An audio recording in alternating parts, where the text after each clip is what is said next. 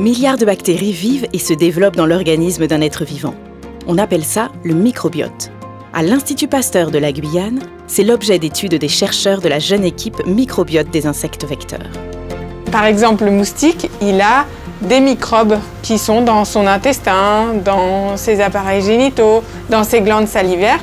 Et tous ces microbes, ils peuvent avoir une influence sur la vie du moustique et aussi sur sa capacité à transmettre des maladies. En étudiant les moustiques de terrain et en reproduisant un microbiote naturel sur des moustiques de laboratoire, ces chercheurs ont mis au point une technique novatrice. Ils sont capables d'enlever le microbiote sans traitement antibiotique, quel que soit le stade de développement du moustique.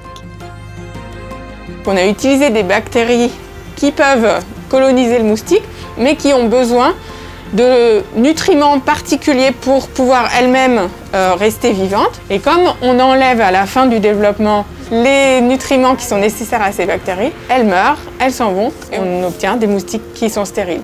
Autrement dit, débarrassés de leurs microbes.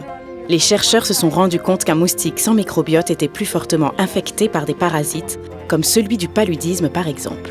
L'interrupteur à microbiote est donc une avancée majeure dans la recherche sur les maladies vectorielles et les mécanismes de transmission de ces virus.